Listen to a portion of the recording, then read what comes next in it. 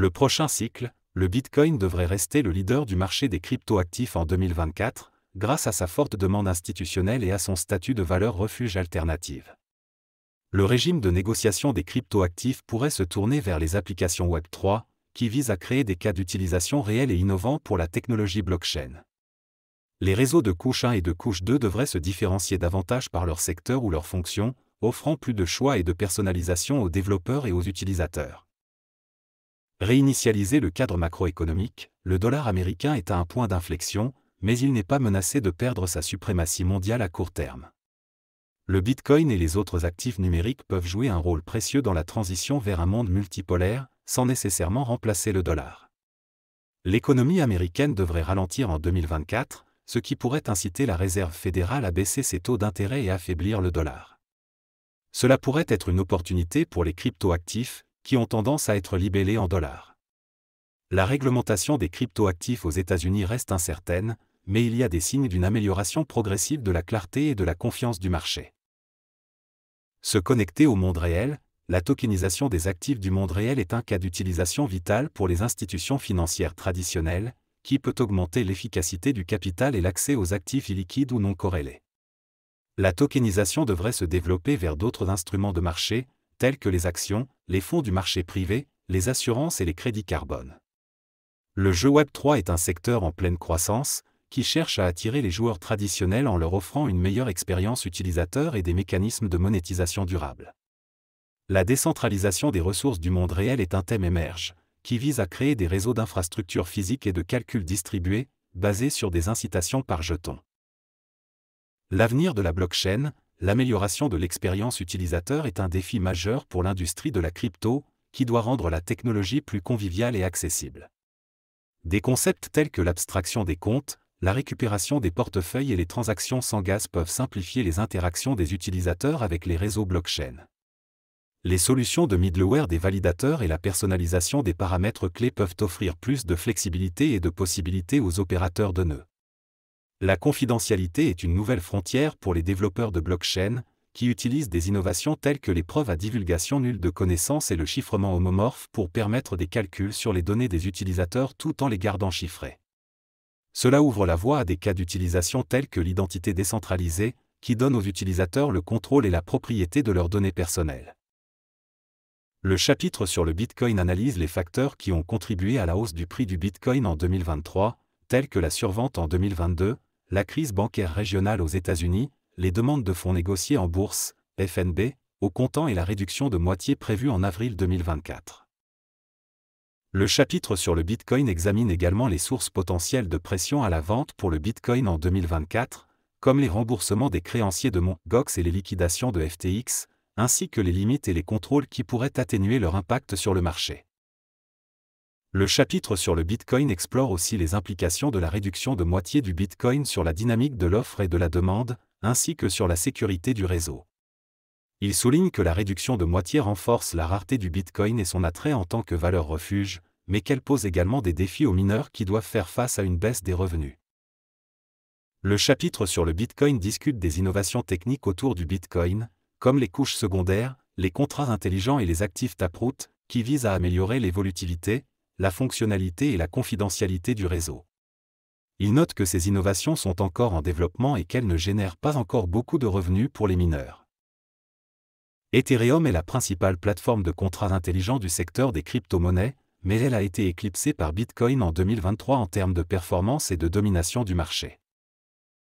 Ethereum a connu une baisse de son activité en chaîne, de ses revenus de transaction et de sa déflation de l'offre, malgré le passage à la preuve d'enjeu et la fusion avec le réseau Beacon. Ethereum prévoit une nouvelle mise à niveau, appelée Dankin, qui vise à réduire les coûts des transactions pour les solutions de mise à l'échelle de la couche 2, comme les rollups, en augmentant la capacité de stockage des données sur la couche 1. Ethereum fait face à une concurrence accrue de la part d'autres réseaux de la couche 1 et de la couche 2, qui offrent des performances, des frais et des fonctionnalités différents. La préférence des développeurs et des utilisateurs pour ces réseaux dépendra de leurs besoins et de leurs attentes. Les solutions L1 sont des blockchains indépendantes qui visent à améliorer l'évolutivité, la sécurité et la décentralisation, en utilisant des innovations telles que de nouveaux protocoles de consensus, des sous-réseaux, des machines virtuelles et des langages de programmation. Les solutions L2 sont des réseaux secondaires qui s'appuient sur une blockchain L1, comme Ethereum, pour traiter une partie des transactions plus rapidement et à moindre coût, en utilisant des technologies telles que les rollups optimistes et les rollups à connaissance nulle, ZK. Les solutions L1 et L2 présentent des compromis entre la performance, la compatibilité, la liquidité et la sécurité, et doivent être choisies en fonction des besoins et des objectifs de chaque application. La tokenisation consiste à créer des jetons numériques qui représentent la propriété d'actifs traditionnels hors chaîne, comme l'immobilier, l'art, les actions ou les obligations. La tokenisation a gagné en traction en 2023, en partie grâce à un alignement des cas d'usage avec le contexte de taux d'intérêt plus élevés, qui rend l'efficacité du capital et le règlement instantané plus pertinent pour les institutions financières. La tokenisation présente des avantages tels que la réduction des coûts de transaction, l'amélioration de la gestion des risques, l'augmentation de la liquidité et l'automatisation des processus intermédiaires. La tokenisation fait face à des défis tels que la fragmentation de la liquidité entre les chaînes autorisées et les chaînes publiques, l'ambiguïté réglementaire et la complexité technique. La tokenisation devrait être un thème majeur du nouveau cycle du marché crypto, avec des progrès réglementaires et technologiques dans des juridictions comme Singapour, l'UE et le Royaume-Uni. Les stablecoins sont des crypto-monnaies qui visent à réduire la volatilité en s'indexant sur un actif stable comme le dollar américain ou l'or. Le marché des stablecoins a diminué de 9% en 2023, reflétant la baisse de la liquidité globale, la hausse des pressions réglementaires et le contexte de taux d'intérêt élevés aux États-Unis. USDT, USDC et DAI sont les trois principaux stablecoins par capitalisation boursière, représentant respectivement 70%, 19% et 4% du marché. Les stablecoins sont un élément clé de l'avenir de la monnaie en raison de leur coût de transaction, de leur efficacité et de leur accessibilité. À mesure que leur importance croît, il devient urgent de clarifier la réglementation des stablecoins. L'Union européenne a adopté le règlement MiCA, qui introduit un cadre réglementaire harmonisé pour les acteurs du marché des crypto-actifs, notamment les émetteurs de stablecoins. Le règlement entrera en vigueur en juin et décembre 2024. D'autres juridictions comme le Royaume-Uni, l'Australie, Hong Kong et Singapour ont également progressé dans la régulation des stablecoins et des crypto-actifs en général, cherchant à favoriser l'innovation tout en protégeant les consommateurs. Le rapport examine les progrès et les défis de la réglementation des actifs numériques dans différentes régions du monde, notamment aux États-Unis, en Europe, au Moyen-Orient et en Asie. Aux États-Unis, le manque de clarté réglementaire au niveau fédéral pose des problèmes aux acteurs du marché, mais il existe des signes d'amélioration grâce à l'activité législative du Congrès et aux initiatives des États individuels. En Europe, le règlement MiCA est entré en vigueur en juin 2023 et s'appliquera à partir de juin et décembre 2024, introduisant un ensemble de règles harmonisées pour les marchés des actifs numériques dans l'Union européenne.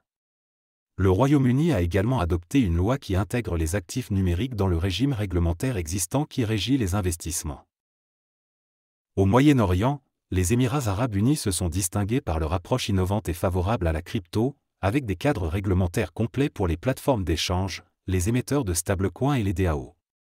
Singapour a également fait preuve de leadership dans la promotion des actifs numériques tokenisés et des CBDC.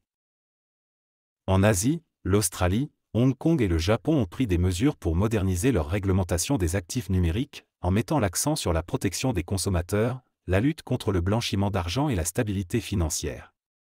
La Chine, en revanche, a poursuivi sa répression contre les activités liées à la crypto.